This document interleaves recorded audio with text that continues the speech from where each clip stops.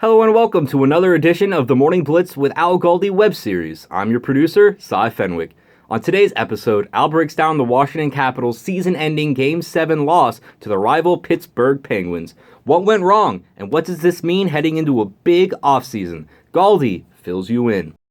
Washington Capitals Radio Network. So today is what is called Breakdown Day for the Capitals, the day on which players clean out their lockers, speak to reporters, put a bow on the just concluded season. It is the annual day on which we hear about who was hurt during the playoffs, what went wrong in the playoffs. If you're a Caps fan, you are more than used to this at this point. It's also a day on which the head coach speaks, and boy, can I not wait to hear from Barry Trotz later today. He's scheduled to speak at 1 this afternoon. That 2-0 loss to Pittsburgh in Eastern Conference Semis Game 7 on Wednesday night, as has been said already about a million times, felt different, right? Felt much worse than those previous season-ending losses for the Caps, because it felt like potentially the end of a run, the end of an era. The Rock the Red era possibly came to an end on Wednesday night. And, you know, the Caps, to say that this felt worse than previous season-ending losses for them, that's saying something, right? Because few franchises have provided as many painful season-ending losses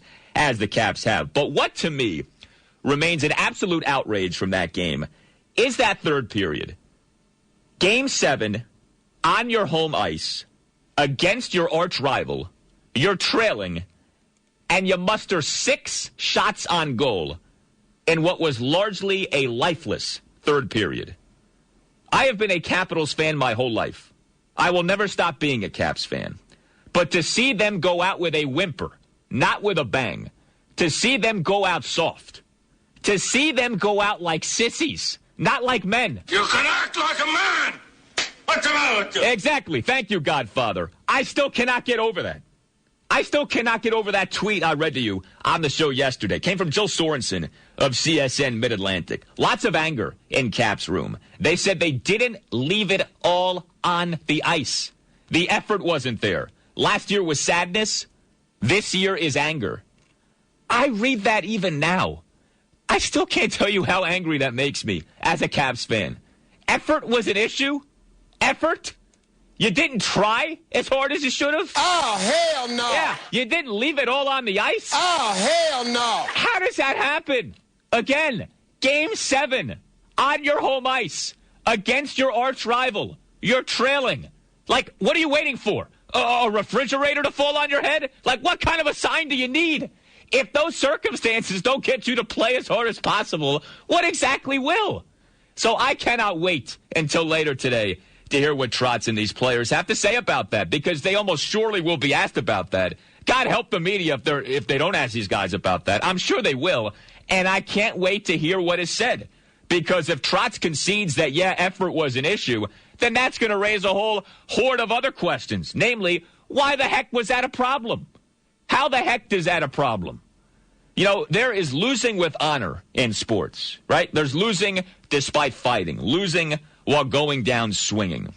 And then there's losing soft, losing like a sissy. The Caps fought with honor in periods 1 and 2 in Game 7. That's another thing that's so perplexing about that third period. It's not like the Caps were no-shows the entire game. They weren't. They showed up in period number 1. They showed up in period number 2. But then inexplicably, in the most important period, not of just the game, not of just the series, but of the season, they came off like sissies. They came off like pansies. And why, I have no idea. But it makes me so sad, so disappointed as a Caps fan that this happened. Because at no point this season had I ever looked at the Caps as being soft. Had I ever looked at the Caps as being sissies. But they sure as heck played that way in that third period on Wednesday night. You can act like a man! What's the matter with you? And, you know, we talk about the Caps having veterans, having stars, having guys with playoff experience, having guys who've been through the wars, having guys who can be trusted, having scoring depth along all 4 lines, all these things. And for what in that third period? With your backs against the wall, in the biggest spot of not just, again, the game or the series or even the season, but maybe of this era, you come up small like that. I just cannot get over that as a Caps fan. You know, the Redskins' season-ending loss to the Giants last season was incredibly painful, incredibly hard to digest. I don't know if you noticed this or not. I couldn't talk Kirk Cousins for almost 2 weeks on this show because I didn't want to deal with it. I didn't want to talk about it. I was so disappointed in how he played. I was so disappointed in how the team performed. But at the very least with that loss, at the very least, it certainly didn't feel like the end of anything, right? I mean, the Redskins, for the most part, are still considered a team on the rise. And that loss, again, while incredibly sickening and still incredibly tough to even think about now, it's not like it was a nail in a coffin. This loss potentially was. Now, we don't know. We don't know. Maybe it's a hiccup, and next year the Caps hoist the cup. But it certainly felt like it might have been. And these Caps, knowing all the free agents to be on the roster, for them to put forth the effort you got in that third period, I just still cannot wrap my mind around that. And I really hope later on today we get some discussion about this, we get some honesty about this, and maybe, just maybe, some sense is made out of it. I don't know how you ever make sense out of something like that, but maybe later on today the head coach is able to sort of talk to the Caps fan one-on-one and say, hey, here's what happened, here's why I think it happened. I put some of this on me. Here's what we got to correct moving forward. But I know this, as a Caps fan, that's unacceptable. In a third period like that, in a spot like that. You know, I wonder how the guy or gal making $45,000, $50,000 a year, who's dropped hundreds of dollars on Ovechkin jerseys, Backstrom jerseys, Oshie jerseys, Holtby jerseys, how does that person feel? You know, going to these Caps games, it's great. It's also not cheap, okay? And it is a time commitment. All you ask is effort. All you ask is honest, good faith effort. And in that third period, you didn't get it. And that's not me saying that. That's not some dope behind a microphone saying that.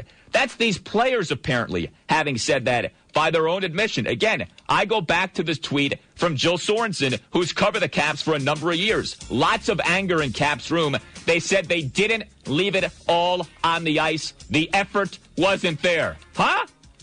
What? Are you kidding me? Oh, hell no. Yeah. How does that happen? Oh, hell no. I still don't understand it. I still don't get it. And I'm hoping for some kind of answer later on today at Kettler Capital's Iceplex in Arlington. You tell me what you think. Hit me up on Twitter at Al Galdi. You can email me too, al@ESPN980.com.